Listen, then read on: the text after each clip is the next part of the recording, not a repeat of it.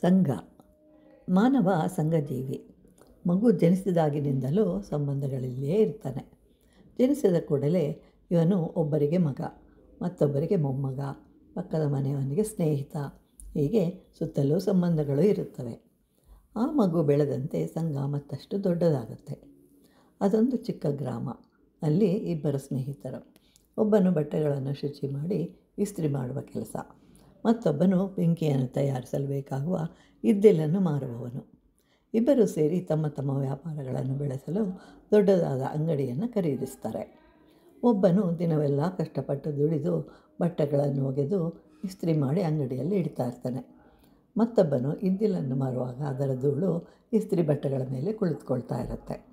ಆಗಲೇ ಒಗೆದ ಬಟ್ಟೆಗಳ ಮೇಲೆ ಕುಳಿತುಕೊಳ್ಳುವುದರಿಂದ ಆ ಬಟ್ಟೆಗಳು ಚೆನ್ನಾಗಿ ಕಾಣ್ತಾ ಇರೋದಿಲ್ಲ. ಇಲ್ಲಿ ನಾವು ಗಮನಿಸಬೇಕಾದ ಅಂಶ ಅಂತಂದರೆ, ಸ್ನೇಹ ಬೇರೆ, ವ್ಯಾಪಾರ ಬೇರೆ. ನಾವು ಮಹಾನುಭಾವರ ಸಂಘವನ್ನು ಮಾಡಬೇಕು. ಯಾರ ಬಳಿಯಲ್ಲಿ ಇರುವಾಗ ನಮಗೆ ಸಮಾಧಾನ ಸಿಗುವುದೋ, ಯಾರ ಮಾತುಗಳು ನಮಗೆ ಹಿತವಾಗಿರುತ್ತದೆಯೋ, ಯಾರ ಬಳಿಗೆ ಹೋದಾಗ ನಮ್ಮ ಬದುಕು ಬದಲಾಗುವುದೋ ಅಂತಹವರ ಸಂಘ ಮಾಡಬೇಕು.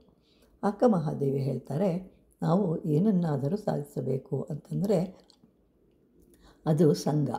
ಒಬ್ಬರೇ ಏನೂ ಮಾಡಲಾಗುವುದಿಲ್ಲ. ಸಂಘದಿಂದಲೇ ಬೆಂಕಿ ಹುಟ್ಟುವುದು. ಸಂಘವಿಲ್ಲದಿದ್ದರೆ ಬೀಜ ಮೊಳಕೆ ಒಡೆಯುವುದಿಲ್ಲ. ಈ ದೇಹವು ಸಂಘದಿಂದಲೇ ಆಗಿದೆ.